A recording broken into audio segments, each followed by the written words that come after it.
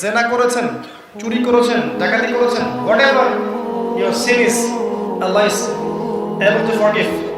আল্লাহ পাক ক্ষমা করতে সক্ষম।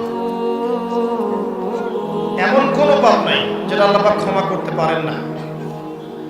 আপনি পাপের জন্য তওবা করবেন, সুন্দর করে ওযু করবেন, ওযু করে 2 রাকাত সালাত পড়বেন, সালাত পড়ে সিজদায় আল্লাহর কাছে দোয়া করবেন, ক্ষমা চাইবেন, এরপর হাত তুলে আল্লাহর কাছে দোয়া করবেন, পাপের কথা উল্লেখ করে আল্লাহকে বলবেন, আল্লাহ আমি পাপ করেছিলাম, নিজের অজান্তে জেনে করেছি বা না জেনে করেছি, আল্লাহ তুমি আমার এই পাপকে ক্ষমা করে দাও।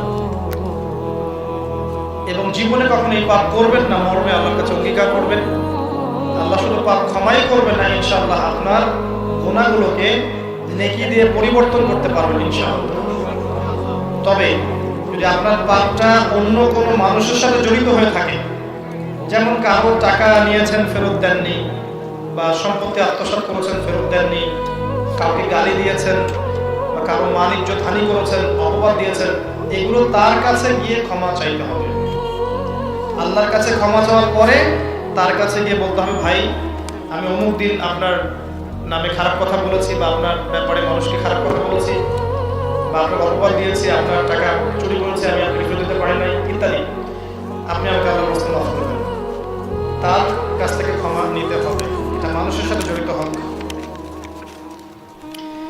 এখন প্রশ্ন করেছেন যে আপনি একটি লেকচারে বলেছিলেন যে তাকদীরের কিছু জিনিস ঝুলন্ত আছে, সেগুলো কি কি, এবং বিয়ের সাথে তাকদীরের সম্পর্ক কি রকম? বন্ধের প্রশ্নগুলো এত ক্রিটিক্যাল হয় কেন?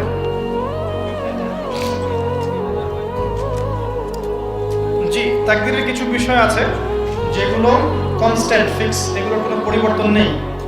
জন্ম, মৃত্যু, আপনার বিবাহ, আপনার হায়াত, রিজিক, এগুলো ফিক্স। কিছু বিষয় আছে যেগুলো দোয়া দিয়ে পরিবর্তন হতে পারে।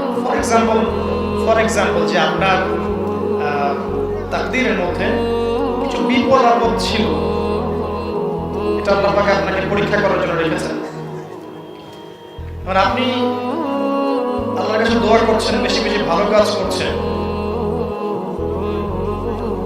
বেশি বেশি ভালো কাজ করছেন, আল্লাহর কাছে দোয়া করছেন, এই দোয়ার আমলের বদৌলতে আল্লাহ পাক আপনার তাকদীরের বিপদ দূর করে দিতে পারেন। ঠিক আছে?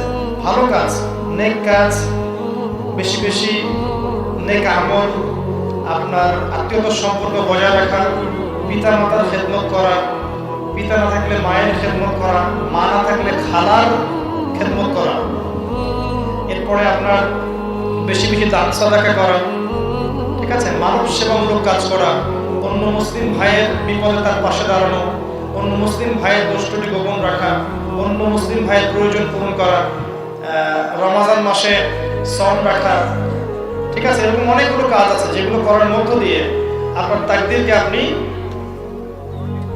সুন্দর করার প্রয়াস পেতে পারেন। এই সুযোগটা আছে। বেশি বেশি এই কাজগুলো যারা করবে, ইনশাআল্লাহ তার তাকদীরের মধ্যে ভালো হবে, বিপদ আপদ কমে যাবে, তার রিজিকে বারাকা হবে, হায়াতে বরকত হবে, এটা সম্ভব। এগুলো ঝুলন্ত আছে। আল্লাহ রাব্বুল আলামিন বলেছেন, কুল ইয়া ইবাদিয়াল্লাযীনা সাফু আলা আনফুসিহিম লা তাকনাতু মির রাহমাতিল্লাহ। হে আমার বান্দারা, যারা নিজেদের নফসের প্রতি জুলুম করেছো, তারা হতাশ হয়ো না, আমার রহমত থেকে নিরাশ হয়ো না। এমন কোনো পাপ নেই যে পাপটা আল্লাহ পাক তওবা